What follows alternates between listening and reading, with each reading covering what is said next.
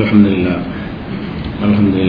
نحمده ونستعينه ونستغفره ونتوكل عليه ونعوذ بالله من شرور انفسنا ومن سيئات اعمالنا من يهده الله فلا مضل له ومن يضلل فلا هادي له واشهد ان لا اله الا الله وحده لا شريك له واشهد ان محمدا عبده ورسوله.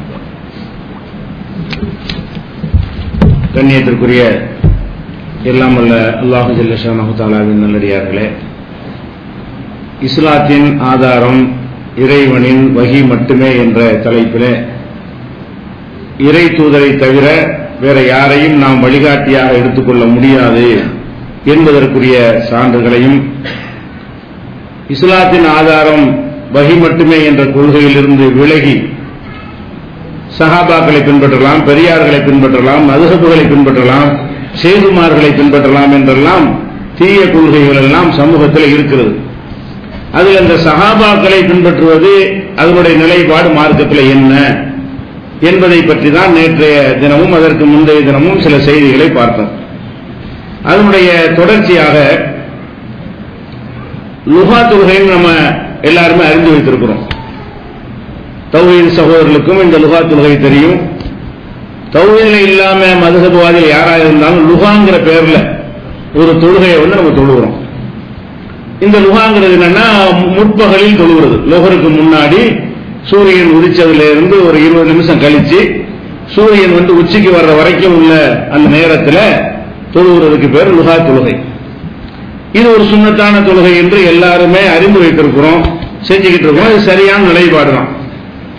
ஆனா இந்த லுஹா தொழுகைங்கிற இந்த ஒரு தொழுகையை ரசூல் ஸல்லல்லாஹு அலைஹி வஸல்லம் மனைவி ஆயிஷா நாயகி இருக்கிறாங்கல்ல, லுஹா தொழுகை அப்படி ஒண்ணு கிடையாதுங்கிறாங்க.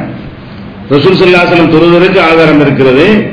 அவர்களை தொடர்ந்து 14 நூற்றாண்டுகளாக எல்லா காலங்களிலையும் அந்த ஹதீஸின் அடிப்படையில் மக்கள் தொழுது கொண்டு இருக்கிறோம். அதுக்கு இன்றைக்கு நம்ம எடுத்துக்காட்டுற அளவுக்கு தெளிவான ஆதாரம் இருக்கிறது. அவங்க சொல்றாங்க, ஆயிஷா நாயகி, மா சப்பக ரசூலுல்லாஹி ஸல்லல்லாஹு அலைஹி வஸல்லம் சுபஹத்துல் லுஹா கத்து, லுஹாங்கிற ஒரு தொழுகைய ரசூல் ஸல்லல்லாஹு அலைஹி வஸல்லம் ஒரு தடவை கூட தொழுவதில்லை. யார் சொல்றா? ஆயிஷா நாயகி சொல்றாங்க, ஒரு தடவை கூட தொழுவது கிடையாது அப்படின்னு சொல்லி ஆயிஷா நாயகி ரசூலுல்லாஹ் தொழுவலைங்கிறாங்க.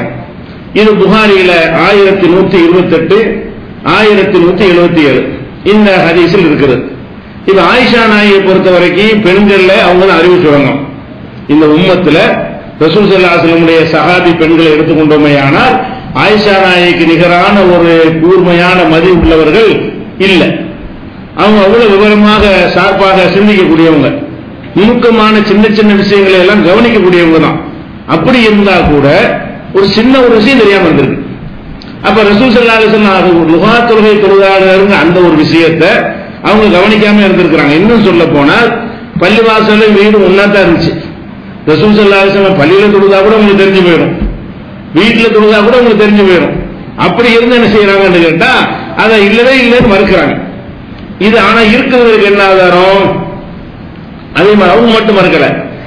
இப்னு உமர் அவங்கள்ட்ட கேட்கிறாங்க, நீங்க லுஹா தொழுவீங்களான்னு கேட்கிறாங்க. அடுத்த ஹதீஸ் அவர் சொல்றாரு, அதெல்லாம் கிடையாது, லுஹாவை அதெல்லாம் தொழுவது கிடையாது. யார்? இப்னு உமர் சொல்றாரு. அப்ப உங்க தகப்பனார் உமர் லுஹா தொழுவாரா அப்படின்னு கேட்கிறாங்க. அதுக்கு அதெல்லாம் கிடையாது, அவரும் தொழ மாட்டாரு அப்படிங்கிறாரு. அதுக்கப்புறம் அபூபக்கர் தொழுந்திருக்கிறாங்களா லுஹா தொழுக? யார்கிட்ட கேட்கறாங்க? எல்லாமே இப்னு உமர்ட்ட. அவர் என்ன செய்யறாரு? இல்ல அப்படிங்கிறாரு. கடைசி அவர் கேட்கிறார், ரசூலுல்லாஹ் தொழுகிறாங்களா யார் சொல்லியா அப்படின்னு கேட்கிறாங்க. எனக்கு தெரியாது. லுஹா தொழுகை நீங்க தொழுவீங்களான்னு கேட்கிறாங்க இப்னு உமர்ட்ட. தொழ மாட்டேங்கிறாரு. உங்க தகப்பனார் உமர் தொழுகிறாங்களா? இல்ல, தொழுவே கிடையாது. அவங்களுக்கு முன்னாள் கலீஃபா அபூபக்கர் அவங்களாச்சும் தொழுகிறாங்களா? தொழுவே இல்ல. ரசூலுல்லாஹ் தொழுகிறாங்களா? எனக்கு தெரியாது அப்படின்னு யார் சொல்றா? இப்னு உமர் சொல்றாங்க. புகாரியில 1175 ஹதீஸில் இருக்கிறது.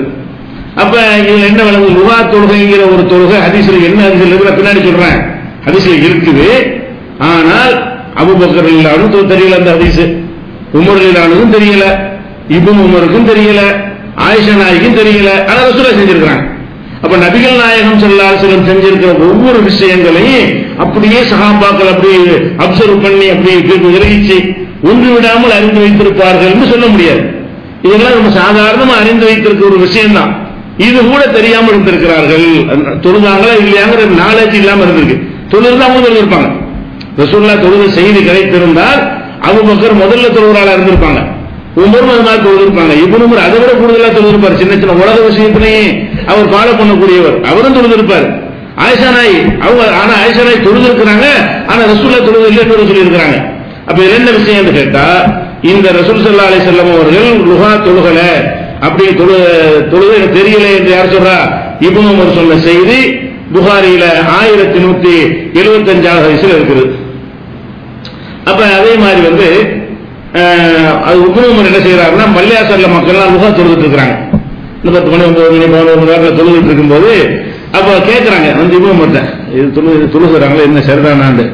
அவர் சொல்ற கால பிதத்துன், இது பிதத்து, இப்படி ஒரு நேரத்தில் ரசூலுல்லாஹ் தொழுகவே இல்லை, இவரே தொழுதான பிதத்து தானே. அவர் கரெக்டா தான் இருக்காரு, தனக்கு தெரியலங்கிற பிதத்துங்கிறார். அவர் நிலைப்பாட்டில் கரெக்டா இருக்காரு. ரசூல் ஸல்லல்லாஹு அலைஹி வஸல்லம் செஞ்சாங்கன்னு தெரிஞ்சாதான் அது மார்க்கமாகும். ரசூலுல்லாஹ் செஞ்சது தெரியல அவருக்கு. அப்ப இந்த மக்கள் செய்யறது புதுசு மாதிரி நினைக்கிறார். இந்த மக்கள் அவங்களா தொழுகிறாங்க, அதனால இது பிதாத்து அப்படின்னு யார் சொல்றா? இப்னு உமர் ஃபத்வா, மக்கள்லாம் நிறைய பேர் தொழுகிறாங்க, 50 பேர் செய்யறது பிதாத்துங்கிறாரு. நிறைய பேர் தொழுகிறாங்க, அவங்க சஹாபாக்கள் தான். அப்ப அவ்வளவு சஹாபாக்களும் தொழுகிறாங்க, ஏன்பா தொழுகிறீங்க, என்ன ஆதாரப்பான்னு கேட்க மாட்டேங்கிறாரு. அவர் பாட்டு என்ன செய்யறாரு? பிதாத்துன்றாரு.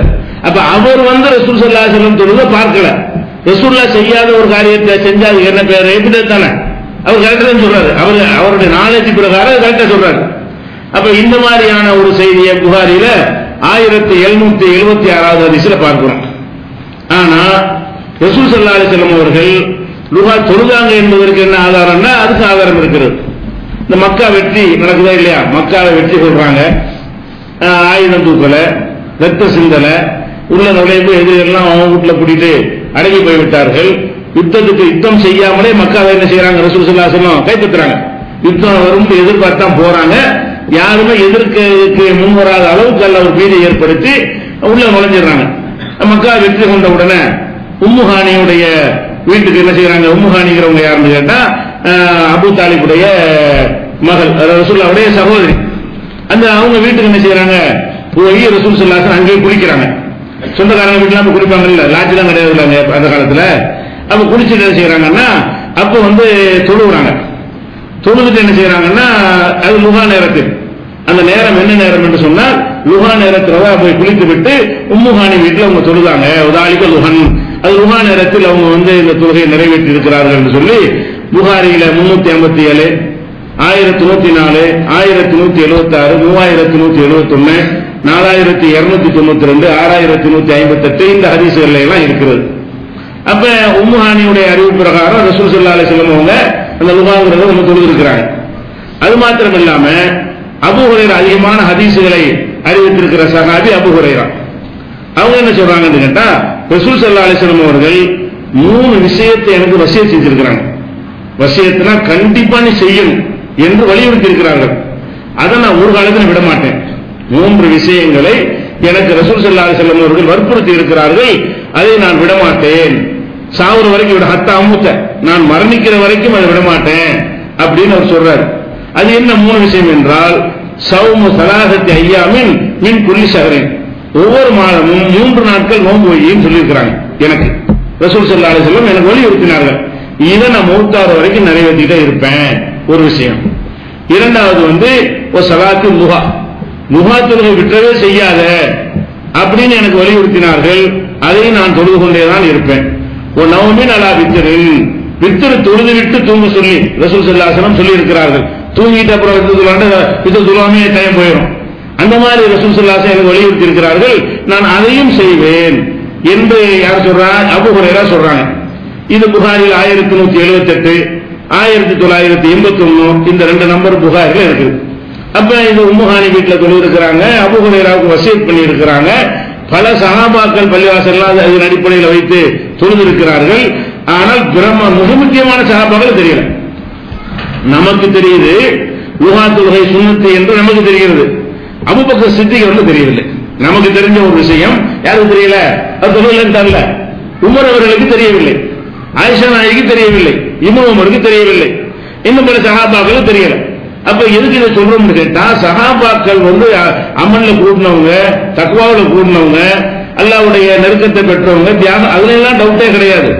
விஷயம் என்ன என்று கேட்டால், அந்த காலத்தில் இருக்கிற வசதிப்படி அவங்க வேலை வெட்டியெல்லாம் பார்த்து கொண்டு என்ன செய்தி கிடைக்குதோ அதைத்தான் கடைபிடித்தார்கள். அனைத்து செய்தியும் அவங்களுக்கு கிடைக்கவில்லை. ரசூல் ஸல்லல்லாஹு அலைஹி வஸல்லம் அவ்வளவு செய்திகளையும் ஒன்று விடாமல் அறிந்து கொள்ளும் நிலையில் இருந்தார்கள். ஆனா இருக்கவே இல்லை. அதனால என்ன செய்யறோம்னா, சஹாபாக்கள் செய்யறதெல்லாம் ஹதீஸா தான் இருக்கும். அவங்க ரசூலுல்லாஹ் வழியில தான் நடப்பாங்களே, வேற ஒன்றும் செய்ய மாட்டாங்கிறாங்கல்ல. அது இதே தெரியலையே. இது தெரியலன்னா இல்லைன்னு பிதத்துன்னு கொடுத்திருக்காரு. அது சுன்னத்துல இருக்குது, பிதத்து கிடையாது. ஆனா இப்னு உமர் வந்து லுகாத்து வகை பிதத்து என்ற அனாச்சாரம் வழிகேடு நரகத்தில் சேர்க்கும் என்ற அளவு சொன்னார்களே. ஆனால் அவங்களுடைய அறிவின் அடிப்படையில் அதை குற்றம் பிடிக்க மாட்டான். தெரியாதானே சொல்ல முடியும். நீங்க அதை எடுத்துக்கலாமா தான் கேள்வி. அவர் சொன்னாரு, அவருக்கு ரசூலுல்லாஹ் கொடுத்த செய்தி கிடைக்காதனால அல்லாஹ் என்ன செய்ய மாட்டான், கிடைக்காத பிதத்து தான் சொல்லணும். அவர் அளவில் அவர் அறிந்த வகையில் அவர் சொன்னது அவருக்கு சரி. அவர் எல்லாம் ஒண்ணு கொஸ்டின் பண்ண கேட்டா எனக்கு தெரியாதுவாரு. யாரும் சொல்லல, ரசூலுல்லாஹ் செஞ்சதா எனக்கு தகவல் கிடைக்கல, ரசூலுல்லாஹ் செய்யாதே பிதத்து தான். அப்படியே எங்களுக்கு ரசூலுல்லாஹ் பாடம் நடத்துறாங்கன்னு அவர் தவிச்சுக்கிறாரு. இப்ப உங்களுக்கு ரெண்டும் தெரியுது. ரசூலுல்லாஹ் தொழுதாங்கிறது தெரியுது, இவருக்கு தெரியலங்கிறது தெரியுது. நீ எதை எடுத்துக்கிறேன், அதுல இப்னு உமர் பிதத்துன்னு சொல்லிட்டாருன்னு எடுக்க முடியுமா? இப்ப நமக்கு என்ன சட்டம்?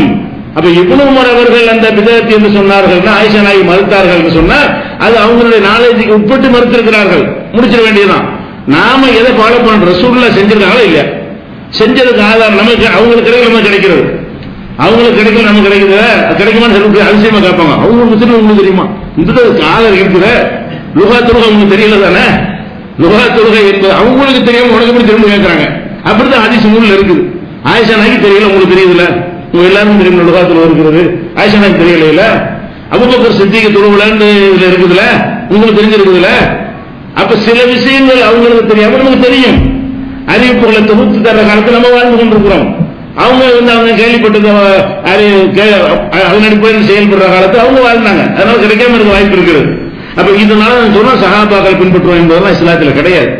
அவங்க தவறாகவும் சொல்லுவாங்க, சில விஷயங்கள் வழங்காமல் இருப்பாங்க, அறியாமல் இருப்பாங்க, கிடைக்காமலும் இருக்கும்.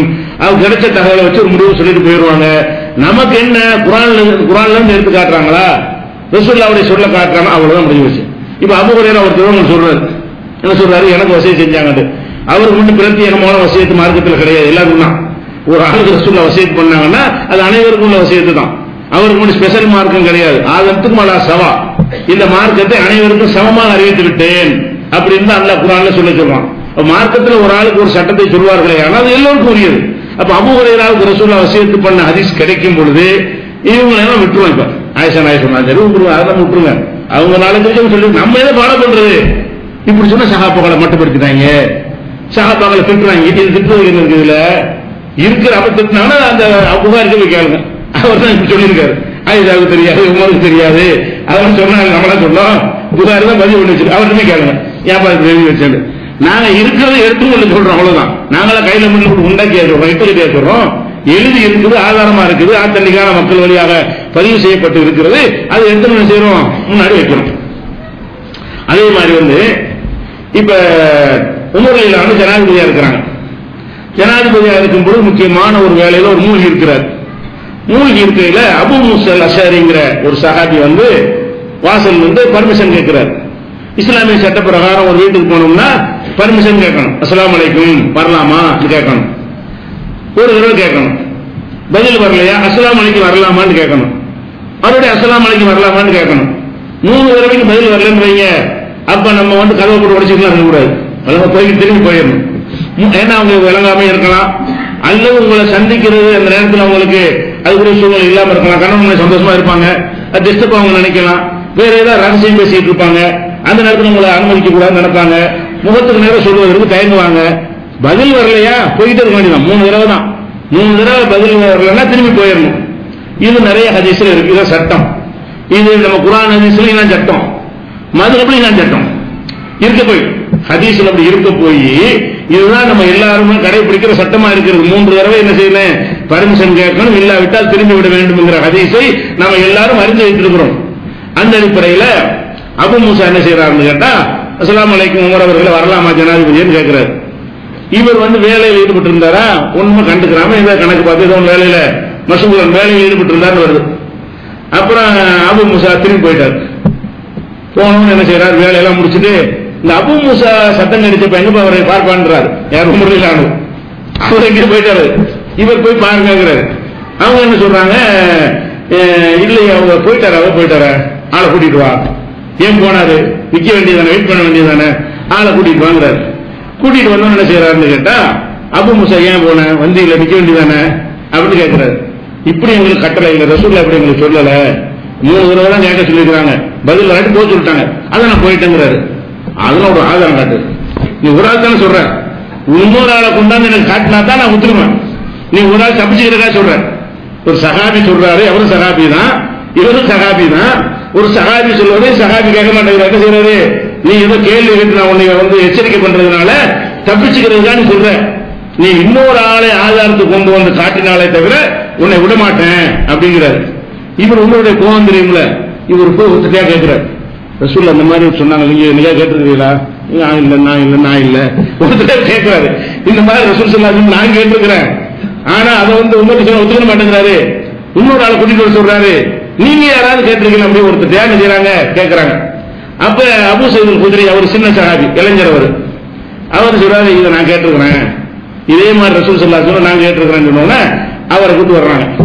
கூட்டு வந்து இந்த ஆளு சாட்சி கேளு. அவர் சொல்றாரு, இந்த மாதிரி 3 தடவை அனுமதி கேட்கணும், 3 தடவை பர்மிஷன் வரலன்னா போய்கிட்டே இருக்கணும் என்று ரசூல் ஸல்லல்லாஹு அலைஹி வஸல்லம் சொல்லிட்டாங்க அப்படின்னோடனே அப்ப அபூ சயீத் சொல்லுவாங்க, அவர் என்ன செய்யறாருன்னு கேட்டா, உமர் சொல்றாங்க, அஸ்பா ஹாதா அலைய மின் அம்ரி ரசூலுல்லாஹி ஸல்லல்லாஹு அலைஹி வஸல்லம், ரசூல் ஸல்லல்லாஹு அலைஹி வஸல்லம் அவர்கள் சம்பந்தப்பட்ட இந்த ஒரு செய்தி எனக்கு தெரியாமல் போய்விட்டது. ரசூலுல்லாஹ் சொல்லி இருக்கிறாங்க, இப்படி ஒரு சட்டம் எனக்கு என்ன செய்யல, தெரியாமல் போய்விட்டது. அல்ஹானி சபக பில் அஸ்வாக், வியாபாரத்தில் நான் மூழ்கி கிடந்தது இது எல்லாம் எனக்கு தெரியாமல் ஆக்கிவிட்டது. காலையில வியாபாரத்துக்கு போயிருவேன், ரசூலுல்லாஹ் பேசின எல்லாத்தையும் கேட்கக்கூடிய வாய்ப்பில் நான் இருக்கவில்லை. வாழ்கிற காலத்தில் ரசூலுல்லாஹ் வாழ்கிற காலத்தில் ஒரு வியாபாரியா இருந்தார், ஜனாதிபதியா இருக்கல. வியாபாரிங்கிற முறையில் நாங்கள் அங்க போய்கிட்டு இருந்த காரணத்தினால இந்த மாதிரி எல்லாம் ரசூல் ஸல்லல்லாஹு அலைஹி வஸல்லம் சொன்ன ஒரு செய்தி எனக்கு கிடைக்காமல் போய்விட்டதுன்னு சொல்லி தன் தவறு ஒத்துக்கொள்றார். எதுக்கு சொல்றோம்னு கேட்டா, இந்த ஒரு செய்தியை ஏன் அவருக்கு தெரியல, தெரியாம இருக்கும். ரசூலுல்லாஹ்வுக்கு அடுத்தவருக்கு அடுத்தவர் 2வது கலீஃபா தான். இந்த உம்மத்திலேயே 2ஆம் இடம் அவருக்கு தான். இந்த உம்மத்திலே அபூபக்கருக்கு அடுத்த இடம் யாருக்கு தான், அவருக்கு தான். அவருக்கு நிகரான சஹாபாக்களும் முஸ்லிம்களும் யாரும் இல்லை. அப்படிப்பட்ட ஒரு இடத்து அவர் சொல்லுக்கு ஏற்ப வஹீலாம் வருது. சில நேரங்கள்ல ரசூல் ஸல்லல்லாஹு அலைஹி வஸல்லம் சில விஷயங்கள் நீங்க சரி தவறும் பாரு, இவர் சொல்வதற்கு ஏற்பலாம் வஹீ வந்திருக்கிற சில விஷயங்கள்ல. அப்படி ஒரு நெருக்கமான ஒரு நபி தோழராக இருந்தாலும் இது எனக்கு தவறு ஒத்துக்கிறாரு, இது தெரியல, இப்ப நான் உன்னை போய் கண்டிச்சு விட்டேன், ரசூலுல்லாஹ் சொல்லி இருக்கிறாங்க எனக்கு தெரியல, இனிமே நான் ஃபாலோ பண்ணிக்கிறேன். இது மேற்று என்ன, அப்ப சஹாபாக்கள் உமர் சொன்னால் பிழை வருமா, அப்ப உமரை பின்பற்றுங்க பரிசு காட்டினாங்களா, இப்ப எதை பின்பற்றிருப்ப, அப்ப வேற ஆளு பிடிச்சி அடிக்கிறதா, யாரை ஒண்ணு கேட்க முடியுமா? 3 தடவை கேட்டவர் போயிட்டாருன்னா வரவேற்கணும், அதான் சுன்னத்து. அப்போ உமருக்கு தெரிஞ்சதான் மாத்திக்கிட்டார். அப்ப இது எதுக்கு சொல்றோம்னு கேட்டா, உமர் போன்ற பெரிய சஹாபாக்கள் ரசூலுல்லாஹ்வுக்கு நெருக்கமான சஹாபாக்களா இருந்தால் கூட இப்படியான விஷயங்கள் தெரியாமல் இருந்திருக்கிறது. அப்ப ஏன் அவங்களுக்கு பின்பற்றுறாங்க? சஹாபாக்கள்ல சில விஷயங்கள் தெரிஞ்சு இருப்பாங்க, தெரியாம இருப்பாங்க. தெரிஞ்சவர் சொன்னா கேட்டுக்கிறோங்க. இப்ப நம்ம உமர் சொன்னது கேட்கிறோம், அபூ சயீத் குத்ரி சின்னவர் சொன்னதை கேட்கிறோம். ஒரு இளைஞர் ஆதாரத்தை சொல்றாரு, கேட்டுக்கொண்டோம். இதுபடி ஆதாரம் என்ன, அபூ சயீத் குத்ரிங்கிற ஒரு இளைஞர், அபூ மூஸா அல்-அஷ்அரிங்கிற ஒரு சஹாபி 2 பேர் தான் சொல்றாங்க. அது நம்ம ஏத்துக்கிட்டோம். ஏன் ஏத்துக்கிட்டோம்? அந்த 2 பேரும் ரசூலுல்லாஹ் சொன்னா சொல்லிவிட்டார்கள். எதனால ஏத்துக்கிட்டோம்? அபூ மூஸாவும் ரசூல் ஸல்லல்லாஹு அலைஹி வஸல்லம் இப்படித்தான் சொன்னார்கள் என்று ஆதாரத்தோட சொல்றாரு. அபூ சயீத் அல்-குத்ரியும் ஆதாரத்தோட சொல்கிறார். நம்ம எதை ஏத்துக்கிறோம்? 2 சஹாபாக்கள் ரசூல் ஸல்லல்லாஹு அலைஹி வஸல்லம் சொன்னதாக சொன்னார்களே, ஆனால் அது வஹீ முடிஞ்சு விட்டது. இவர் வஹீ இல்லாம அவருக்கு தெரியாதனால இல்லன்ட்டார். உமர் போய் ஒண்ணு சொல்ல, அவருக்கு தெரியல, தெரியாதனால எப்படி நீ போனான்னு கோவப்பட்டாரு. அப்ப இந்த மாதிரியான சரி, இது இவர் ஆதாரத்தை காட்டலன்னு என்ன நடந்திருக்கு? 2 பேரும் தான் ஏற்றுக்கிட்டாங்கல்ல, அபூ சயீத் குத்ரி கேட்கலன்னு வைங்க, கடைசி வரைக்கும் மறுத்துப்பாரு. நீ உன்னை விசாரிக்கிறதுக்காக வேண்டி சொல்ற, நோக்கத்துக்கு சொல்றது ஆதாரமா நிக்காது. எப்பவுமே மாட்டிக்கு சொல்றாருன்னு வைங்களேன், அது எவ்வளவு ஏத்துக்க மாட்டாரு. சாதாரணமா சொல்லும்போது ஒரு ஆள் சொன்னாலும் ஏத்துக்குவாரு. உன்னை விசாரணைக்கு கூப்பிட்டு நீ என்ன செய்யற, ரசூலுல்லாஹ் சொன்னாங்க போடுறியா நீ அப்படின்னு அவர் எடுத்துக்கணும். நமக்கு தான் சஹாபாக்கள் பெருசா தெரியும், அவங்களுக்கு எல்லாம் சக நண்பர்கள் தானே, அந்த மாதிரி தான் அவங்களுக்கு 2 பேரும் சஹாபி தானே, அப்படித்தான் அவங்க பார்ப்பாங்க. அப்ப நம்ம என்ன பார்க்கணும், இந்த அபூ சயீத் குத்ரி ஆளு கேட்கலன்னு வைங்க, அபூ மூஸா மட்டும்தான் கேட்டிருந்தாரு, உங்களுக்கு என்ன நிலைமை, அவரு கண்டிச்சிருப்பாரு. ஆனா நம்ம எதை ஏத்திருப்போம், அப்பவும் அபூ மூஸா தான் ஏத்திருப்போம். ஏன் அபூ மூஸா ரசூலுல்லாஹ் சொன்னா சொல்லிட்டாங்க, சஹாபாக்கள் போய் நம்ம நிலை என்ன? சஹாபாக்கள் ரசூலுல்லாஹ் பேர்ல போய் சொல்ல மாட்டார்கள். ரசூலுல்லாஹ் பேர்ல எதை சொன்னாலும் ஏத்துக்குருவோம், இட்டுக்கடி சொல்ல மாட்டார்கள். மேற்று என்ன? அவங்களா சொல்ற விஷயங்கள்ல பிழை விட்டுருவாங்க, அல்ல ரசூலுல்லாஹ் சொல்ல தெரியாமல் போய்விடும் என்பதற்கு ஆதாரமாக இது பார்க்கிறோம். இது எங்க இருக்குன்னா புகாரியில 2062, 6245, 7353. அப்ப இது என்ன உமருக்கு தெரியாது நமக்கு தெரிஞ்சிருக்கு காட்டுதுல அப்படின்னு சொன்னா சஹாபாக்கள் மட்டப்படுத்திட்டாங்க. இப்படி சொன்னோம்னா என்ன செய்வாங்க? ஆட்சியெல்லாம் சஹாபாக்களை இழிவுபடுத்தி விட்டார்கள். இதெல்லாம் இழிவு கிடையாது. ஒருத்தர் கூட தெரியும், ஒரு குறைய தெரியுது, உண்மையை சொன்னா அது பேர் இழிவா? இழிவு கிடையாது. நாளைக்கு முன்னப்பின இருக்கத்தான் செய்யும். பெரிய பண்டிதராக இருப்பாரு, ஒரு சின்ன விஷயங்கள் தெரியாம இருக்கும். சாதாரண தாமதம் இருப்பான், அவன் விஷயம் தெரிஞ்சு வச்சிருப்பான். இதெல்லாம் ஒரு பெரிய மேட்டரே கிடையாது. அப்படி விளைவிக்கணும். அதே மாதிரி இப்ப தயமம் செய்யறோம், தண்ணி கிடைக்காது, தயமம் செய்யறோம். குளிர், கடுமையான குளிர். அந்த குளிர்ல நம்ம தண்ணி யூஸ் பண்ணோம்னு சொன்னா நமக்கு ஜுரமோ ஏதாவது ஏற்பட்டுரும் அப்படிங்கிற ஒரு நிலையிலையும் தயமம் செய்யலாம். தயமம் செஞ்சுட்டு குளிக்கிறதுக்கு பதிலாக தயமம் செய்து விட்டு குளிப்பு மாதிரி அதை எடுத்துக்கொண்டு என்ன செய்யலாம்? தொழுகலாம், எல்லா விதமான காரியங்களையும் செய்யலாம். அப்படி ஒரு சட்டம் நமக்கு மார்க்கத்தில் இருக்குது. அப்ப இதை பற்றி இப்னு மஸ்ஊத் ஒரு பேச்சு கேட்கிறாங்க. அவர் என்ன செய்யறாருன்னு கேட்டா, அதெல்லாம் கூடாது, தயமமே செய்யக்கூடாது, குளிருக்குலாம் என்ன செய்ய முடியாது, தயமம் செய்யக்கூடாது அப்படிங்கிறார். அப்ப அவருக்கு ஆதாரத்தை காட்டுறாங்க. இல்லையா அம்மார் ஹதீஸ்ல அப்படி தயமம் செய்ய ரசூல் அனுமதிச்சிருக்கிறாங்களே, நீங்க எப்படி கூடாதுங்கிறீங்க அப்படின்னு கேட்கிறாரு. அப்ப இப்னு மஸ்ஊத் சொல்ற பதில பாருங்க. அதாவது இப்னு மஸ்ஊத் குளிருக்காக வேண்டி தயமம் செய்யக்கூடாதுங்கிறார். ஒருத்தர் எடுத்து காட்டுறாரு, இல்லங்க அம்மார் ரசூலா சொல்லியிருக்கிறாங்க, குளிருக்காக வேண்டி தயமம் செய்ய அனுமதிச்சிருக்கிறாங்க, அதை நீங்க எப்படி மறுக்கிறீங்க அப்படின்னு கேட்டவன அவர் என்ன சொல்லணும்? அப்படியா, ரசூலா சொன்னா சரிதான் அப்படின்னு சொல்லணும்ல. அவர் என்ன சொல்றாரு பாருங்க, நம்ம இதை அனுமதி கொடுத்தோம்னு வைங்க, சின்ன சின்னதுக்கெல்லாம் தயமம் செய்ய ஆரம்பிச்சிருவாங்க அப்படிங்கிறார். அவர் பதில கவனிங்க. இன்னால் ஒரு அகசனாலும் பிஹாதா, இந்த விஷயத்துல நம்ம சலுகையை கொடுத்தோம் என்று சொன்னால்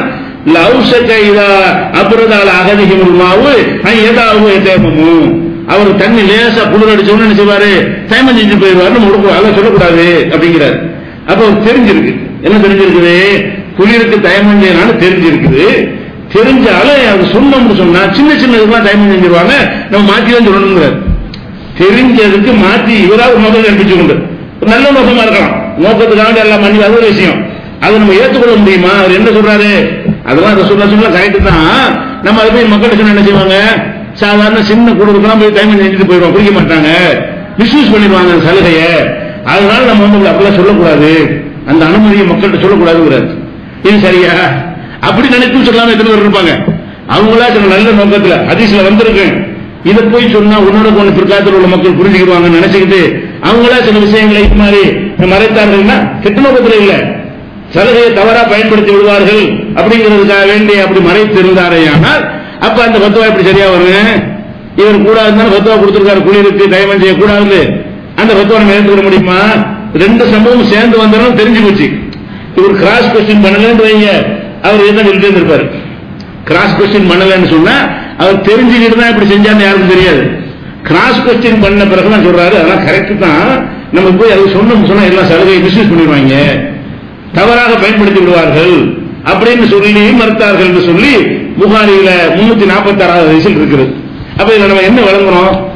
சஹாபாக்கள் என்ன சொன்னாலும் கேட்கணும்னா இப்படி சொல்லிவிடுவாங்களே, சஹாபாக்கள் என்ன சொன்னாலும் கேட்கணும் தெரியுங்களே, அவங்களா அந்த அதிசயம் தெரிந்து கொண்டு ஏதோ ஒரு நல்ல நோக்கத்தை அவங்களா வைத்துக் கொண்டு இது சரிமா, இதை போய் மக்கள்கிட்ட போய் சொன்னா சரியா வருமா, இதெல்லாம் சொல்லக்கூடாது அப்படின்னு சிலர் விட்டு விட்டார்களே. ஆனால் அது எப்படி கரெக்டா வரும்? அல்லாஹ்வுடைய ரசூல் மட்டும் தான் எதையும் பார்க்க மாட்டாங்க, வெட்கப்பட மாட்டாங்க, உள்ள போட்டு உடைச்சு விடுவாங்க. மற்ற மனிதர்கள் யாரா இருந்தாலும் அவங்க சில நோக்கங்களை வைத்து என்ன செய்வாங்க, முன்ன பின்ன சொல்லி விடுவார்கள், சொல்லாமல் விட்டு விடுவார்கள். அதுதான் நம்ம சொன்ன சஹாபாக்களை இப்படின்னு சொல்றீங்க, பேசாம ரசூலுல்லாஹ் என்ன சொன்னாங்கன்னு பாருங்க, கடைசியா செஞ்சுட்டு போங்க, அதோட நீங்க சேஃப்டி என்று சொல்றோம். அதே மாதிரி இது இப்னு மஸ்ஊத் எந்த ஒரு செய்திக்கு அப்புறம் ஒரு ஊர்ல ஷாம் சிரியாவுக்கு போறாங்க. உமருடைய நாடு ஆட்சி காலம். அப்ப சிரியாங்கிற நாடு, சிரியாங்க ஷாம் சொல்றோம்ல, சிரியா இப்ப சிரியா சண்டை நடந்துட்டு இருக்குல்ல, அந்த நாட்டுக்கு போறாங்க. போகும்போது அபூ உபைதா அல் ஜர்ராஹ்ங்கிற ஒரு சஹாபி, அவர் 10 சஹாபியில முக்கியமான ஆளு, அவர் படை தளபதியா இருக்கிறார். அவர் என்ன செய்யறாருன்னு கேட்டா, ஷாம்ல பிளேக் நோய் வந்திருக்குது. உமர் ஷாமுக்கு போறாங்க. போகும்போது வழிமறிச்சு சொல்றாரு, அந்த ஊர்ல பிளேக் நோய், பிளேக்னா கொள்ளை நோய்ங்கிறாங்கல்ல, மொத்தமா அள்ளிட்டு போயிடும், அந்த மாதிரி ஒரு பிளேக் நோய் இருக்குது அப்படின்ற உடனே போறதா போராடம். இப்ப போறாங்க ஒரு ஊருக்கு, அந்த ஊர்ல பிளேக் நோய் இருக்குன்னு தகவல் வருது. அது வந்துட்டு போதும் பிரயாணம் தொடர்வதா, பிளேக் நோய் இருக்கிற ஊர்ல போய் நம்ம மாட்டிக்கிறேன் அப்படின்னு திரும்புவதா அப்படின்னு உமருக்கு குழப்பம் வருது. ஒரு குழப்பம் ஒருத்தரையா கூப்பிடுறாரு. அப்ப முஹாஜிர்கள் எல்லாம் கூப்பிடுவா, எல்லாத்தையும் மக்காவாசிகள் முதல்ல கூப்பிடு அப்படின்னு சொல்லிட்டு, இதை பத்தி என்னப்பா உங்க கருத்து என்னன்னு கேட்கிறாரு. இவன் அந்த ஊர்ல நம்ம எல்லாரும் பிரயாணம் பண்ணி போயிட்டு இருக்கிறோம், பிளேக் நோய் வந்துருச்சு, உள்ள போனா பிளேக் நோய் நமக்கு வர வாய்ப்பு இருக்குது அப்படின்னு சொல்லி நாம திரும்பி விடுவதா, அல்லா நாடு நடக்கும் என்று சொல்லி நம்ம உள்ள போவதா கேட்கிறாங்க. அப்ப சில பேர் என்ன செய்யறாங்கன்னு கேட்டா, நாம ஒரு லட்சியத்துக்கு வந்திருக்கோம், அதுக்கு புறப்பட்டு வந்துட்டோம், வந்தா போய்கிட்டு இருக்க வேண்டியதுதான், முன் வச்ச காலை பின் வைக்க கூடாது, திரும்புறதுங்கிறது அவ்வளவுக்கு நல்லதா தெரியல அப்படின்னு சில சகாபாக்கள் கருத்து சொல்றாங்க. அவங்க கருத்து தான் எல்லாமே. இன்னும் சில சகாபாக்கள் என்ன செய்யறாங்கன்னு கேட்டா, சகாபாக்கள் முக்கியமான ஆட்கள் எல்லாம் போயிட்டு கொஞ்சம் பேர் தான் இருக்கிறாங்க, அந்த ஊர்ல கொஞ்சம் நுழைஞ்சு அவங்களும் பலி கொடுக்க கூடாது சொல்றாங்க. முக்கியமான சகாபாக்கள் கூட்டு வந்திருக்கிறிய, அந்த ஒரு பிளாக் இருக்கிற ஊருக்கு போய் இந்த மக்களுக்கு பிளாக் அப்படி காலி பண்ணிக்கூடாது என்று சில பேர். அப்ப நம்ம முன் வச்ச காலை பின் வைக்க கூடாதுன்னு சில பேர், இருக்கிற ஆளுகளை காலி பண்ணி விட்டுறாங்கன்னு சொல்லி சில பேர் என்ன செய்யறாங்க, அவருக்கு கருத்துக்களை சொல்றாங்க. இதே மாதிரி அன்சார்கள்ட்ட கூப்பிட்டு கேட்கும் போது இதே மாதிரி தான் சொல்றாங்க. ஒரு கருத்து வரல, போங்க ஏகமானதா எல்லாரும் போங்கன்னு சொல்ல மாட்டேங்கிறாங்க, போக வேணான்னு சொல்ல மாட்டேங்கிறாங்க. இப்படியே ஒரு குழப்பத்தில் இருந்து கொண்டிருக்கிறது. அப்ப என்ன செய்யறாங்கன்னு கேட்டா, ஒரு சகாபி சொல்றாரு, என்கிட்ட இது பற்றி என்ற ஒரு செய்தி இருக்குது, ஒரு இல்மு இருக்கிறது. என்ன இல்மு என்று கேட்டால், ரசூல் ஸல்லல்லாஹு அலைஹி வஸல்லம் சொல்ல நான் கேட்டிருக்கிறேன். என்ன கேட்டிருக்கிறேன், அப்துர் ரஹ்மான் நௌஃப், அவர் அந்த 10 சஹாபாக்கள் ஒரு ஆள், அஷரத்துல் முபஷ்ஷராவுல அப்துர் ரஹ்மான் நௌஃப்ங்கிற முக்கியமான ஒரு ஆள்.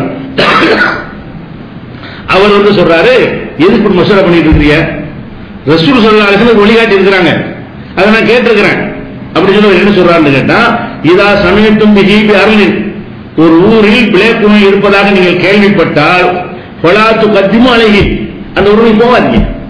ஒரு ஊர்ல பிளேக் நோய் இருக்குன்னு கேள்விப்பட்டீங்களா, அங்க நீங்களா வழியை தேடிட்டு செய்யக்கூடாது, போகக்கூடாது. அதே நேரத்தில் வைதா வக்காபி அருளின் வந்தும்பிகா, நீங்கள் இருக்கிற ஊரில் பிளேக் வந்து விட்டது என்றால் அங்கிருந்து ஓடாது. அழகா ரசூலுல்லாஹ் சொன்ன வழிகாட்டுதல் என்ன, நம்ம சென்னையில் இருக்கிறோம், சென்னையில் பிளேக் நோய் வந்துருச்சுன்னு வைங்களேன், சென்னையை தாண்டி வேற எங்கேயும் போயிடக்கூடாது, இருந்து சமாளிக்கணும். நம்ம போனோம்னா இன்னும் ஊர்களுக்கு பரப்பி விட்டுருவோம், நம்ம நம்மளுக்கு வரதுடன் செய்ய அதை கொண்டு போய் எல்லா ஊர்லயும் பரப்பி விட்ட மாதிரி ஆயிரும், அல்லாஹ்வுடைய விதியை எதிர்த்து போற மாதிரி ஆயிரும். அப்ப ரசூல் ஸல்லல்லாஹு அலைஹி வஸல்லம் என்ன வழிகாட்டுறாங்கன்னு கேட்டா, ஒரு ஊர்ல இந்த மாதிரி கொள்ளை நோய் பிளேக் நோய்கள் வறுமையானால் கேள்விப்பட்டு அந்த ஊருக்கு போகக்கூடாது, நம்ம இருக்கிற ஊருக்கு வந்து விட்டது என்றால் நம்ம வெளியேறக்கூடாது. இப்படித்தான் ரசூல் ஸல்லல்லாஹு அலைஹி வஸல்லம் வழிகாட்டி இருக்கிறார்கள். இப்ப நம்ம கேள்விப்பட்டோம், போகக்கூடாது, நமக்குரிய ரசூலுல்லாஹ்வுடைய கட்டளை பிரகாரம் நமக்கு வந்துட்டோம், கேள்விப்படுறோம், நம்ம இருக்கிற ஊருக்கு பிளேக் வரல, பிளேக் இருக்கிற ஊருக்கு நம்ம போக போறோம். அப்படி கேள்விப்பட்டா நீங்க ஹதீஸ் படி என்ன செய்யணும், திரும்புங்க அப்படிங்கிறார். உடனே ஹமிதல்லாஹ் உமர் அல்லாஹ்வை புகழ்ந்து விட்டு சும்மா ரிட்டர்ன் ஆயிட்டார். ரசூலுல்லாஹ் முடிஞ்சு வச்சுக்காத. அப்ப இவ்வளவு பேர்த்த மஷரா பண்ணி தெரியல. இந்த ஒரு சம்பவம் முஹாஜிர்கள் எல்லாம் கூப்பிடுறாரு, அவங்களா கருத்தை தான் சொல்றாங்க, அன்சார்களை எல்லாம் கூப்பிடுறாரு, அவங்களாக ஆளுக்கு ஒரு கருத்தை தான் முன்வைக்கிறார்கள். அப்துர் ரஹ்மான் நௌஃப் வந்தா எதுக்கு ஆளாட்ட கருத்து கேட்கிறீங்க, ரசூலுல்லாஹ் சொல்லிருக்காங்கன்னு சொல்றாரு. இந்த ஒட்டுமொத்த சமூகத்திலேயே ஒட்டுமொத்த அந்த இடத்துல இருந்ததுல அவரோடு போன பெரிய பெரிய மூத்த சஹாபாக்கள் அப்படி பேரும் கூட இருந்தாலும் யாரு, மூத்த பெரிய பெரிய சஹாபாக்கள், பெரிய பெரிய சஹாபாக்கள் முஹாஜிர் அன்சார்கள் எல்லாம் இருக்கிற ஒரு சபையில இந்த ஹதீஸ் அவங்க யாருக்கும் தெரியல, கேட்கல. ஒரே ஒருத்தர் கேட்டிருக்கிறார், அவர் ஆத்தண்டிக்கான ஒரு ஆளு, அவர் சொன்ன எல்லாரும் கேட்டு ஒத்துக்கிட்டாங்க. அப்ப என்ன விளங்குது, இப்படி சம்பவம் நடக்கலன்னு வைங்க, இந்த ஹதீஸ் இவருக்கு மட்டும் தான் தெரிஞ்சிருக்கும். ஒரு சம்பவம் நடக்கலன்னு வைங்க, இந்த பிளேக் நோய் ஒரு சம்பவம் போகவும் இல்லை, ஒரு பிரச்சனை சந்திக்கவும் இல்லைன்னு வைங்களேன், இந்த ஹதீஸ் அவர் ஒரு ஆள் தான் தெரிஞ்சிருக்கும். யாருக்கு, அப்துர் ரஹ்மான் அவருக்கு தான் தெரிஞ்சிருக்கும். உங்களுக்கும் மத்தவங்க தெரியாம மொத்தம் போயிருப்பாங்க. அப்படிதான் நான் இருக்கேன், அவ்வளவு சகாபாக்களும் தெரியாது. அப்ப இந்த மாதிரி ஹதீஸ்ங்கிறது ரசூலுல்லாஹ் சொன்னதை ஒரு சபையில சொல்லுவாங்க, 3 பேர் 4 பேர் கேட்டிருப்பாங்க, மற்றவர் கேட்டிருக்க மாட்டாங்க, 3 பேர் 4 பேர் இருக்கும் கூட சொல்லியிருப்பாங்க. அவ்வளவு பேருக்கு உடனே போட்டு SMS போட்டு அனுப்ப முடியும் அந்த காலத்துல, அப்படியான வாய்ப்புலாம் கிடையாது. யார் கேட்டாங்களோ அவ்வளவுதான். அப்ப அப்ப அவர்கள் தேவைப்படும் போது அதையும் சொல்லுவாங்க, அவங்க கேட்டு வச்சுக்கிடுவாங்க. ஒரு இடத்துல அந்த பிரச்சனை தேவைப்படும் போது யாவும் வரும், ஆமா இது ரசூலுல்லாஹ் சொன்னாங்களே, அப்ப யாவும் வரும்போது சொல்லுவாங்களே தவிர நான் ஹதீஸை கேட்டேன், அது கதவை தட்டி இன்னைக்கு ஒரு ஹதீஸை கேட்டேன், இன்னைக்கு ஒரு அமுடு சொல்லிட்டு வருவாங்க. அதனால தெரிய வாய்ப்பு இல்லை. ரசூலுல்லாஹ் காலத்துல 2 சஹாபாக்கள் கேட்டாலும் அவர்கள் அது போன்ற ஒரு பிரச்சனையை சந்திக்க முடிவதுதான் மக்கள் சொல்வார்கள். இல்லை என்றால் அவங்கள்ட்ட வைத்துக் கொள்வார்கள். இந்த சந்திச்சாரு சொல்லிவிட்டாரு, அப்ப நம்ம என்ன வழங்குறோம், இது ஏன் எல்லாரும் தெரியாம போச்சு, தெரியாம போகும். சஹாபாக்களா இருந்தாலும் நபிக்கு உற்ற தோழர்களாக இருந்தாலும் இவ்வளவு முக்கியமான ஒரு விஷயம், ஒரு நோய் எப்படி ஈமான் சம்பந்தப்பட்ட விஷயம், நீங்க அங்க ஓடுனீங்கன்னா கலாக்கத்துல எதிர்த்து போறதா அப்படிப்பட்ட ஒரு விஷயம். இந்த விஷயம் கூட அவங்களுக்கு எல்லாம் ரசூலுல்லாஹ் சொன்னாங்கன்னு சொல்லி இருக்கிறாங்க, ஆனா தெரியவில்லை. 1-2 பேர் தான் கேட்டிருக்கிறார்கள். இது எங்க இருக்கு, புகாரில 5729வது ஹதீஸில் இருக்கிறது. அப்ப இதுல நம்ம என்ன வழங்க இருக்கிறதெல்லாம் சொல்றோம் என்று கேட்டால், சஹாபாக்களை இழிவுபடுத்த சொல்லுவாங்க, சஹாபாக்களை மட்டப்படுத்த, சஹாபாக்களை திட்டுகிறார்கள், கான்செப்டா எதுக்கு சொல்றாங்கன்னு கேட்டா, அப்படி சொன்னாதான் நம்ம கருத்தை கேட்க மாட்டாங்க மக்கள். சஹாபாக்களை திட்டுறாங்கன்னு கோபம் வந்துரும்ல, கருத்தை கேட்க மாட்டாங்கல்ல, கருத்தை கேட்காமல் ஆக்குவதற்காக வேண்டி இதை சொல்வார்களே தவிர வாதங்களுக்கு பதில் இருந்தால் சொல்ல மாட்டார்கள். இது இருக்குதா இல்லையா, ஒருத்தருக்கும் தெரியலை என்கிற ஒரு விஷயத்தை நம்மளாவா சொல்றோம், அல்ல நீங்க எல்லாம் ஒப்புக்கொண்ட நூல்ல இருக்குதா, நீங்க ஒப்புக்கொள்ளாத நூல் அந்த புகாரிங்கிறது, நீங்க ஒப்புக்கொண்ட நூல் தானே அதெல்லாம் இருக்குதெல்லாம், அதுல இருந்தா நாங்க எடுத்து சொல்றோம். அதனால சஹாபாக்களை இழிவுபடுத்த அந்த மேட்டர் வரவே இல்லை. நம்ம வகையை பின்பற்ற வேண்டும். சஹாபாக்கள் வகை அனைத்தையும் தெரிந்திருக்கவில்லை, அதான் மேட்டர். சஹாபாக்கள் எல்லா வகையையும் தெரிந்திருக்கவில்லை. ஒருவருக்கு தெரிந்த வகை நிறைய பேருக்கு தெரியாமல் இருந்திருக்கிறது, தப்பாக தெரிந்திருக்கிறார்கள். அப்படி இருக்கும்போது நம்ம அவங்க சொல்ல பின்பற்ற வேண்டிய அவசியம் என்ன? இந்த ஒன்றுக்காகத்தான் இதெல்லாம் சுட்டி காட்டுவோம். அது ஒரு விஷயம். அதே மாதிரி இஹ்ராம், ஹஜ்ஜுக்கு இஹ்ராம் அணிகிறோம்ல, இஹ்ராம் அணிஞ்சிட்டு நறுமணம் பூசக்கூடாது. இஹ்ராம்ல இருக்கிறவங்க என்ன செய்யக்கூடாது, அத்தர்லாம் பூசக்கூடாது. அதே நேரத்தில் இப்ப இஹ்ராமுக்கு முன்னாடி குளிச்சிட்டு நறுமணத்தெல்லாம் பூசிட்டு அப்புறமேல் இஹ்ராம் அணிகிறோம் வைய, அந்த வாடை இருந்துட்டு இருக்குல்ல, பூசினது முன்னாடி, இஹ்ராம் அணிகிறதுக்கு முன்னாடியே குளிச்சுட்டு நறுமணத்தை எல்லாம் பூசிக்கிட்டு அப்புறமேல் நான் இஹ்ராம் கட்டி விட்டேன் ஒருத்தர் சொல்றாருன்னு வைங்க. இப்ப இவர் இஹ்ராமுக்கு அப்புறம் நறுமணம் பூசல, ஆனால் இஹ்ராமுக்கு அப்புறம் நறுமணம் அவர்கிட்ட இருக்கு. இப்ப அந்த வாடை இருக்குல்ல, அந்த காலத்துல அத்தர்கள் நம்ம ஸ்ப்ரே மாதிரி உள்ள உடனே காற்று வரைகிறது இல்ல, அத்தர்கள் நின்று தாக்கு பிடிக்காது. அத்தர் போட்டீங்கன்னா ஒரு 2 நாளைக்கு நிற்கும், ஸ்ப்ரே அடிச்சோம்னா அது நிற்காது. ஏன்னா அதுல ஸ்பிரிட் ஆல்கஹால் கலந்தால் காத்துல போயிடும். அப்ப அந்த காலத்து அத்தர் போட்டிருப்பாங்க, என்ன செய்யும், ஒரு நாளைக்குலாம் அது இருக்கும். இப்ப என்ன செய்யறாருன்னா இப்னு உமர் அவர் என்ன பண்றாருன்னு கேட்டா, இது அந்த அத்தர் வாடகை இருக்கக்கூடாது, முன்னாடி போட்டாலும் அதெல்லாம் கல்வி அந்த வாடகை இல்லாம ஆக்கி கொடுத்தா இஹ்ராம் கட்டணுங்கிறார். யார், இப்னு உமர். அவர் எதை சொல்றாரு, ரசூல் ஸல்லல்லாஹு அலைஹி வஸல்லம் நறுமணம் பூச தடுத்தாங்கல்ல, அதை அடிப்படையை வைத்துக் கொண்டு அவர் எப்படி புரிகிறாருன்னு கேட்டா, நறுமணம் பூச தடுத்துட்டாங்கல்ல, இஹ்ராமுக்கு முந்தி பூசினாலும் இஹ்ராமுக்கு பிந்தி இருக்கக்கூடாது. இஹ்ராமுக்கு பிந்தி இருக்குமே ஆனால் நீ பூசுறது அர்த்தம். அப்ப இஹ்ராமுக்கு முந்தியும் பூசாதுங்கிறார். அதுக்கு என்ன அர்த்தம், இஹ்ராமுக்கு முன்னாடி நீ பூசினால் இஹ்ராமுக்கு அப்புறமும் அந்த வாடை இருக்கும். அப்ப நறுமணம் பூசக்கூடாதுங்கிற கட்டளை நீ மீறக்கூடியவனா மாறி விடுவாய் என்று சொல்லி மறுக்கிறார். அப்ப இது ஆயிஷா நாய்க்கு வந்தவுடனே ஆயிஷா நாய்கிட்ட கேட்கறாங்க, என்ன இப்னு உமர் இந்த மாதிரி சொல்றாரு. அவங்க என்ன சொல்றாங்க, இரஹமுல்லாஹு அபா அப்துர் ரஹ்மான், அவருக்கு பேர் அபு அப்துர் ரஹ்மான், அவருடைய செல்ல பேர். இந்த இப்னு உமருக்கு அல்லாஹ் கிருபை செய்யட்டும், அப்படியே சொன்னாரு, அல்லாஹ் அவருக்கு கிருபை செய்யட்டும். குந்து தையிப் ரசூலுல்லாஹி ஸல்லல்லாஹு அலைஹி வஸல்லம், ரசூல் ஸல்லல்லாஹு அலைஹி வஸல்லம் அவர்களுக்கு நான் நறுமணத்தை பூசி விடுவேன். அவங்க அன்றைக்கு இல்லறத்துல ஈடுபடுவார்கள். சும்மா யுஸ்பி முஹரிமன், காலையில இஹ்ராம் அணிவார்கள், அந்த நறுமணம் வீசிக்கொண்டே இருக்கும். நான் முதல் நாள் நறுமணத்தை பூசுவேன், அடுத்த நாள் இஹ்ராம் அணிவார்கள், அந்த நறுமணம் அவர்களுக்கு மேனியில் இருந்து கொண்டே இருக்கும். நான் செஞ்சு இருக்கணும் ரசூலுல்லாஹி ஸல்லல்லாஹு அலைஹி வஸல்லம் பூசி விட்டுருக்கிறேன், இவர் இப்படி இல்லைங்கிறாரு. அல்லாஹ் அவர் கிருபை செய்யட்டும். என்ன நோக்கத்துல சொல்லி திட்டவனா இல்ல, அல்லாஹ் அவர் ரஹ்மத் செய்யட்டும். இப்ப அல்லாஹ் மன்னிக்கணும் அர்த்தம், பிள்ளையா சொன்னதுக்கு மன்னிக்கட்டேன், ஆனா தப்பு, அவருடைய கருத்து சரியில்லை என்று ஆயிஷா நாயகி மறுக்கிறாங்க. இப்ப என்ன மேட்ரு, நறுமணம் பூசக்கூடாது என்பதை அவர் எப்படி புரிஞ்சாரு, முன்னாடி பூசின நறுமணம் இருக்கக்கூடாதுன்னு புரிகிறார். அவர் ஹதீஸை வச்சு தான் புரிகிறாரு, அது அவருடைய கருத்து. அது ஆனா யதார்த்தம் என்ன, பூசலாம்ங்கிறது. நேரடியான ஆதாரம் என்ன கிடைக்குது, ஆயிஷா நாயகி பூசி விடுறாங்க ரசூலுல்லாஹ்வுக்கு.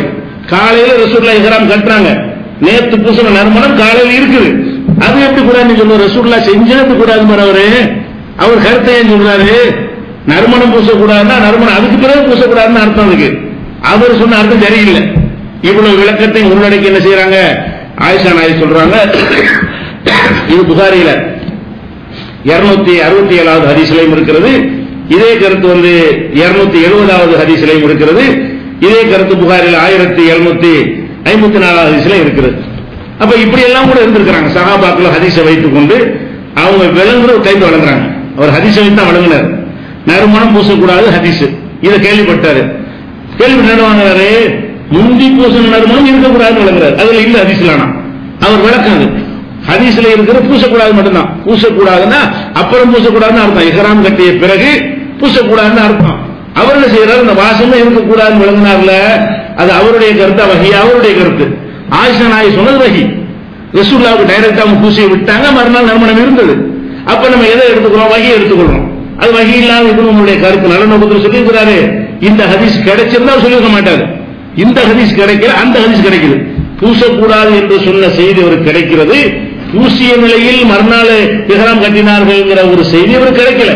கிடைச்ச அடிப்படையில் தீர்ப்பு சொல்லி இருக்கும் பொழுது அது பிள்ளையாம வந்துடும்ல. அப்ப ஏன் நம்ம ஆதாரத்தை கொடுங்க. இப்னு உமருக்கு சொன்னதுக்கு ஆதாரம் காட்டினாருன்னு பாருங்க. ஆதாரம் இல்லாம அவரா சொன்ன விட்டுருங்க. ஆயிஷா நாயகி சொல்றதுக்கு ஆதாரம் காட்ட ஏத்துக்கிற முடியும் வச்சுக்கல. ஆயிஷா நாயகி சஹாபி தான், இப்னு உமர் சஹாபி தான். இப்னு உமர் நம்ம ஏன் ஏத்துக்கிறோம்? இப்னு உமர் ஆதாரம் காட்டிதான் ஏத்துக்கிட்டோம். அதான் விஷயம். ஆயிஷா நாயகி ஆதாரம் காட்டிட்டாங்க, இப்னு உமர் ஆதாரம் காட்டல. லுகாத்துல நம்ம அபூ ஹுரைரா ஏத்துக்கிட்டோம், இப்னு உமரை ஏற்கல, அபூ ஹுரைரா ஏற்கல, உமரை ஏற்கல. அவங்க எல்லாம் ஆயிஷா நாயகி நம்ம ஏத்துக்கல. யாரை ஏத்துக்கிறோம்? அபூ ஹுரைரா எனக்கு லுகாத்துல வசியத்து பண்ணாங்கன்றார்கள், அதை ஏத்துக்கிறோம். ஏன்? அவங்க ஆதாரம் காட்டல, இவர் ஆதாரம் காட்டுறாரு. அபூ ஹுரைரா என்ன செய்யறாரு? ரசூலுல்லாஹ்வை சம்பந்தப்படுத்தி ஒரு செய்தி சொல்லிட்டார். அப்ப இப்படி எடுத்துக்கொள்றதுக்கு தான் நம்ம இந்த சஹாபாக்கள் விஷயத்தை எடுத்து காட்டுறோம். வஹியை தவிர வேற எதுவும் என்ன செய்யல, மார்க்கம் கிடையாது. சஹாபாக்களுக்கும் அந்த மாதிரியான ஒரு தகுதி மார்க்கத்தில் கொடுக்கப்படவில்லை. அவங்க சொன்னா கேட்டு ஆகணும் என்கிற ஒரு சட்ட அங்கீகாரம் எல்லாம் கொடுக்கப்படவில்லை. அதே மாதிரி இது ஒரு முக்கியமான விஷயம். இப்ப ரசூல் ஸல்லல்லாஹு அலைஹி வஸல்லம் காலத்துல இந்த தலாக் விவாகரத்து செய்யறாங்கல்ல, விவாகரத்துடைய சட்டத்தை விளைவிக்கணும். ஒரு கணவன் மனைவிக்கு பிடிக்கலன்னு சொன்னா கணவன் என்ன செய்யறான்? மனைவியை தலாக்குங்கிறான். இப்படியான தலாக்கு சொல்வதற்கு அவனுக்கு 3 சான்ஸ் இருக்கிறது. கணவன் மனைவியை உடனே பிரிஞ்சிடக்கூடாது என்பதற்காக வேண்டி மார்க் என்ன செய்யுது? தலாக்குன்னு சொல்லிட்டான்னு சொன்னா ஒரு 3 மாதவிடாய் காலத்துக்குள்ள என்ன செய்யலாம்? அதை வாபஸ் வாங்கிக்கலாம். நான் தெரியாம சொல்றேன், சேர்ந்து வாழ்வோம் அப்படின்னு அவங்க சேர்ந்து வாழ்ந்து கொள்ளலாம். இன்னும் கொஞ்ச நாளைக்கு வாழ்ந்துட்டு மறுபடியும் தலாக்குன்னு சொன்னான்னு வைங்க, அப்ப சொல்லிட்டா அது ஒரு 3 மாதவிடாய் காலத்துக்குள்ள மனைவியோட சேர்ந்தால் சேர்ந்துக்கலாம், பேசாம கல்யாணம் கூட பண்ண தேவையில்லை. அதுக்கப்புறம் 3வது தடவை சொன்னான்னு வைங்க, அப்பதான் சேர முடியாது. தலாக்குன்னு விளையாட்டா? ஒரு தடவை சொன்னா சரி, 2 தடவை சொன்னா சரி, 3வது தடவை சொல்லிட்டேன்னு சொன்னா அப்புறமேல அவங்க விவாகரத்து முடிஞ்சு போயிடும். வேற ஒருத்தன் அந்த பெண்ணை கல்யாணம் பண்ணி அவனும் வேணான்னு தலாக்கு சொல்லி அதெல்லாம் இதெல்லாம் முடிஞ்சு இருக்கும் போது வேணா இப்ப என்ன செய்யணும்? 2 பேரும் சம்மந்தப்பட்ட கட்டிக்கலாம் இருக்கு. இது தலாக்குடைய சட்டம். இப்ப 3 சான்ஸ் இருக்குல்ல. இதுல இப்ப நம்ம காலத்துல என்ன பண்றாங்கன்னு கேட்டா 3 ஒரு நேரத்தில் சொல்றது தலாக் தலாக் தலாக் 3 சொல்லிட்டாங்க.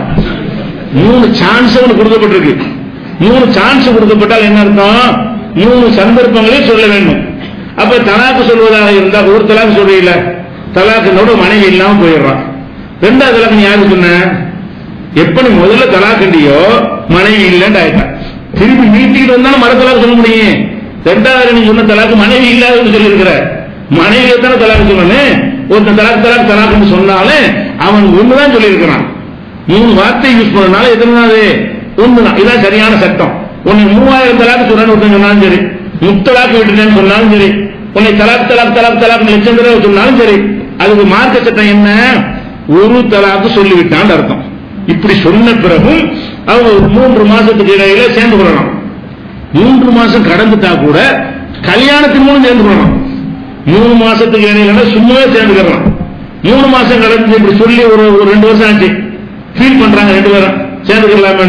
முறைப்படி மகருக்கு கல்யாணம் பண்ணி சேர்ந்துக்கலாம். இப்படி மார்க்க சட்டம் லேசாக இருக்கிறது. அப்ப இந்த 3வது யோசிப்போம், ஆஹா 2 முடிச்சு விட்டோம், இன்னொரு தலாக்கண்டோம்னா நமக்கு அவளோட சேர வாழ முடியாதுன்னு நினைச்சு ஒழுங்கா நடப்பான். இது சட்டம்.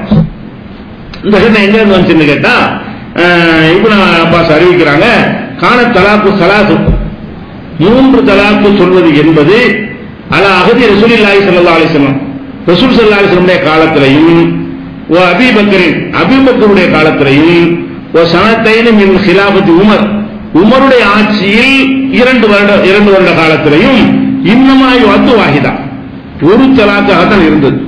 ரசூலுல்லாஹ் காலத்தில் 3 தலாக்னு ஒருத்தன் சொன்னால் அது ஒரு தலாக்கு தான். அபூபக்கர் ஆட்சி முழுவதும் ஒருத்தன் 3 தலாக்னு சொன்னால் அது ஒரு தலாக்காக தான் நிறுத்தப்பட்டுச்சு.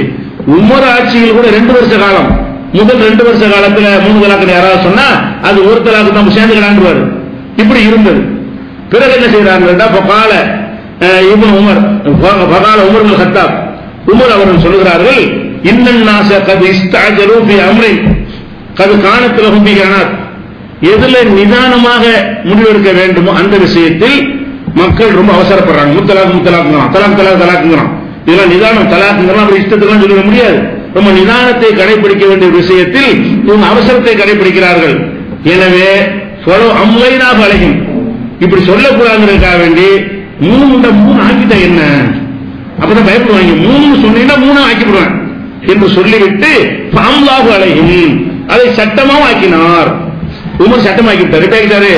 எவனாச்சு 3 தலாக்குன்னு சொன்ன எல்லாம் பினிஷ், அவர் முடிச்சு 3 தடவை நீ தலாக் சொன்னதாக நான் ஆக்கிடுவேங்கிறார். இது இவர் முதல் 2 வருஷத்துல செய்யல. அப்ப ரசூல் ஸல்லல்லாஹு அலைஹி வஸல்லம் காலத்துல ஒருத்தன் 3 தலாக்னு சொன்னால் அவன் ஒரு தலாக் விட்டிருக்கிறான் என்றுதான் அர்த்தமா இருந்தது. அதுக்கப்புறம் அபூபக்கர் காலத்திலையும் ஒருத்தன் 3 தலாக்னு சொன்னாலும் 3000 தலாக்னு சொன்னாலும் அது ஒரு தலாக் சொல்லிட்டான் என்றுதான் இருந்தது. இன்னொரு தலாக் சொல்வதாக இருந்தால் மீட்டு வாழ்ந்து மறுபடியும் ஏதாவது பஞ்சாயத்து பிரச்சனை வந்து அப்புறம் பிடிக்காம போய் அப்புறம் சொல்லணும். அது 2வது தலாக்கு. ஒரு சக்தி தலாக்கு சொல்றது இல்ல, முதல்ல தலாக்கு சொல்லணும். சொல்ல சட்டம் இல்ல, சொல்ல வேண்டிய அவசியம் வந்தால் முதல்ல தலாக்குன்னு சொல்லலாம். சொன்ன பிறகு அவங்க உள்ள சேர்ந்து வாழ்வாங்க. தவற உணர்ந்து சந்தோஷமா வாழ்ந்துட்டு 5 வருஷம் 10 வருஷம் கூட போயிடும். அதுக்கு பிறகு மறுபடியும் பஞ்சாயத்து ஒண்ணு வந்துச்சுங்கன்னா அப்போ ஒருக்கா சொல்லுவான். இப்படியான ஒரு விஷயம் தான் தலாக்கு. 3 சந்தர்ப்பம், 3 சந்தர்ப்பம், 3 தடவை குர்ஆன்ல எப்படி தலாக்கு மர்ரத்தானே. தலாக்கு என்பது நீட்டிக்குள்ள தலாக்கு என்பது 2 தடவைகள் நல்லா சொல்லி காட்டுறான். தடவை என்ன அர்த்தம்? ஒரு ஆரம்பமும் முடிவும் இருக்கணும் தடவைன்னு சொல்வதற்கு. தடவைங்கிற வார்த்தை மர்ரத்துங்கிறாங்க குர்ஆன்ல. அது தெளிவா தெரியறதா இருந்தா ஒரு எந்த ஒன்றையும் தடவைன்னு நீங்க எண்ணுவதாக இருந்தால் அது ஒரு ஆரம்பம் இருக்கணும், ஒரு முடிவு இருக்கணும். இது புரிஞ்சுக்கிறதுக்காக சொல்வதாக இருந்தால் ஒரு ஆள் என்ன செய்யறாருன்னா இட்லி சாப்பிடுறாரு. உட்கார்ந்து ஒரு 40 இட்லி சாப்பிடுறாரு. உட்கார்ந்து என்ன செய்யறாரு? வைக்க சாப்பிட்டுட்டு கை கழுவிடுறாரு. இவர் இட்லி 40 சாப்பிட்டாரு. எத்தனை பேர் சாப்பிட்டாரு? ஒருத்தர் தான் சாப்பிட்டு இருக்காரு. சரியா? இன்னொருத்தர் உட்கார்றாரு, 2 இட்லி வைக்கிறார், சாப்பிட்டு போய் கை கழுவுறாரு. மறுபடியும் உட்கார்ந்து இன்னொரு 2 இட்லி வைங்கிறாரு. மறுபடியும் திண்டு மறுபடியும் கை கழுவுறாரு. இன்னொரு 2 இட்லியை வச்சு செய்யறாரு. இவர் திண்டது 6 தான். எத்தனை தடவை? 3 தடவை. 40 திண்டவர் ஒரு தடவை, 6 திண்டவர் 3 தடவை திண்டிருக்காரு. இது ஏன் 3 தடவை ஆகுது? தடவைன்னா ஒரு முடிக்கணும். கையை கழுவுறத முடிக்கிறது. ஒரு காரியத்தை முடிக்கிறதுனா இட்லி திங்க ஆரம்பிக்கிறார்ல, 40 வரைக்கும் கையை கழுவுறவர். கையை கழுவாத வரைக்கும் ஒரு தடவை தான். எந்திரிச்சு போய் கையை கழுவிட்டாருன்னா ஒரு தடவை முடிஞ்சிருச்சு. உட்கார்ந்து கையை கழுவுறாருல 2 தடவை ஆகுது. அப்ப தடவைன்னா என்ன வரணும்னு கேட்டா ஒரு ஆரம்பம் ஒரு முடிவு வரணும். குளத்துல ஒருத்தன் குளிக்கிறான், 2 மணி நேரம் ஊடுறான் ஏம மாடு மாதிரி.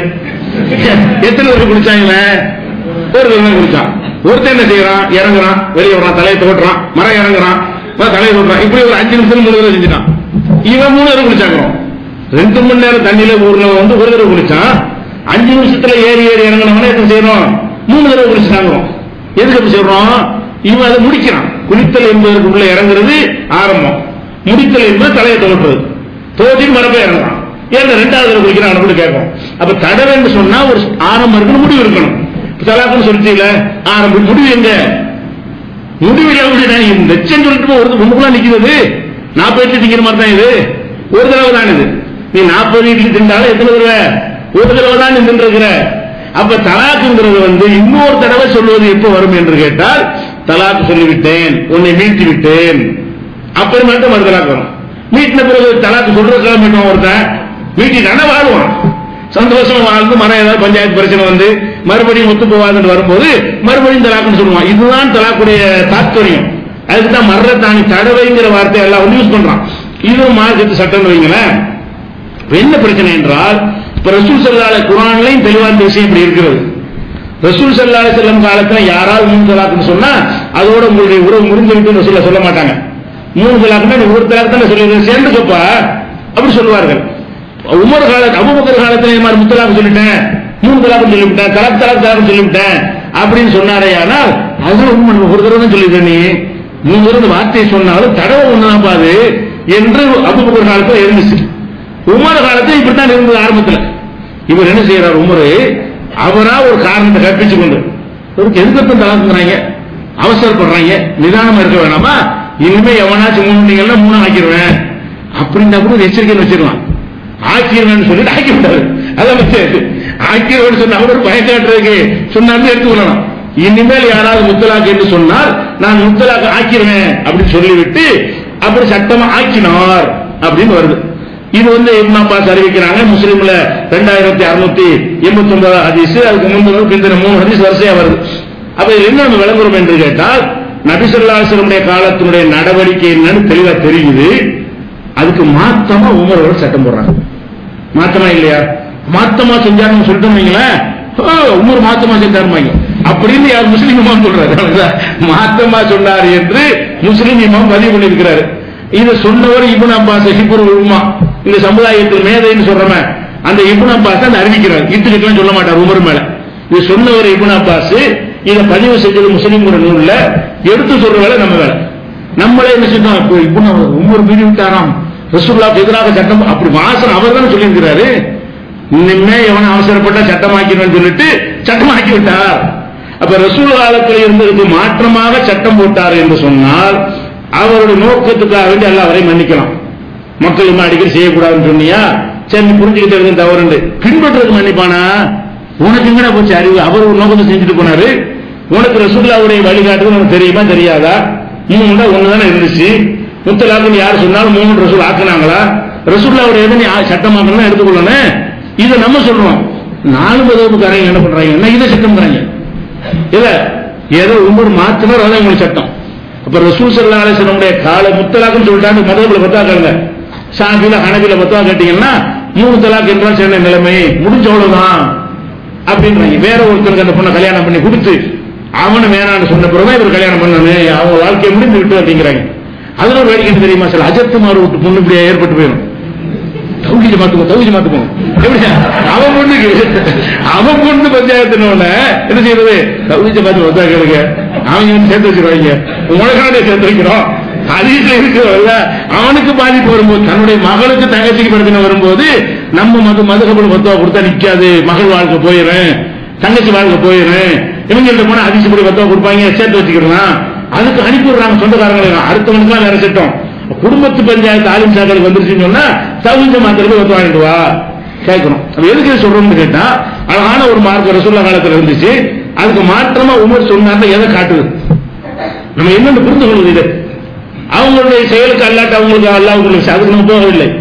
எப்படி புரிந்து கொள்வது, ரசூலுல்லாஹ் சொன்னதுக்கு மாற்றமாகவும் ஒரு நல்ல நோக்கத்துக்கு சட்டம் போடுவார்கள் அப்படி வச்சுக்கிறோமே. நல்ல நோக்கத்துக்கு சட்டம் போட்டாலும் சட்டம் நல்ல ஒரு சட்டம். அது வஹீயுடைய சட்டமா, வஹீக்கு மாற்றமான சட்டம். அப்ப வஹீக்கு மாற்றமாக தெரிந்து கொண்டே வஹீக்கு மாற்றமா சட்டம் போடுறாங்களே, தெரியாம இருக்குன்னு சொல்ல முடியாது. அந்த அனுமதி கேட்கிற விஷயம் மாதிரி 2 வருஷம் அமல்படுத்தி இருக்கிறார். உங்களுக்கு தெரியாம சொல்ல முடியுமா? ரசூலுல்லாஹ் காலத்துல நடைமுறையில் இருந்து, அபூபக்கர் காலத்துல நடைமுறை இருந்து, இவர் ஜனாதிபதியா இருக்கனால இவர் அமல்படுத்தக்கூடிய ஆளை இவர் தான். 2 வருஷம் இவர அந்த சட்டத்தின்படி தீர்ப்பளிச்சு அதுக்கு பிறகு மாத்தினா அவர் சரியில்லை தானே. இது ஆனா மாத்திருக்கிறார். மாத்தினதுக்கு அவர் குற்றவாளியா இல்லையா, எல்லாம் மன்னிச்சு அவருடைய தியாகங்களுக்கெல்லாம் மன்னிப்பு, அது ஒரு விஷயம். மன்னிப்புதான் எல்லாம் சொல்லிட்டு 50 போர்ல கலந்துக்கிட்டதுனாலேயே அவருடைய பாவங்கள்லாம் மன்னிக்கப்பட்டு போயிடும், அது ஒரு விஷயம். நாம் இதை எடுத்துக்கொள்ளலாமா என்பதுதான் டாபிக். எடுத்துக்கொள்ள முடியாது. உமர் சொன்னால் நமக்கு ஹதீஸ் தான் போதும், 3 தலாக்னா ஒரு தலாக் இதான் சட்டம். இது மதகுக்காரங்க ஏத்துக்கிற மாட்டாங்க. சஹாபாக்களை பின்பற்றணுங்கிற விஷயத்துல நிக்கிது பாருங்க. பேசிக் தப்பா போனதுனால பெண்களுடைய வாழ்க்கை நாசமா போகுது. கோபத்தில் ஒருத்தர் செய்யறது, அல்லாஹ் 3 சான்ஸ் கொடுத்துருக்கு, நீங்க பரிசு ஒத்த சான்ஸ் ஆக்கி குடும்ப வாழ்க்கையை நரகத்தில் தள்ளி கொண்டிருக்கிறார்கள். அப்ப ஹதீஸ் தான் சேஃப்டி, வஹீ தான் சேஃப்டி. வஹீ தான் நம்ம அல்ல படைச்சவன் வந்ததுனால எல்லாத்தையும் கவனிப்போம். அல்லாஹ் சட்டமா இருந்தால் அந்த அடிப்படையில் நம்ம இந்த ஒரு விஷயத்தை என்ன செய்யறோம், விளங்கிக் கொள்கிறோம். இது போக இன்னும் சில சட்டங்கள் எல்லாம் இருக்கிறது.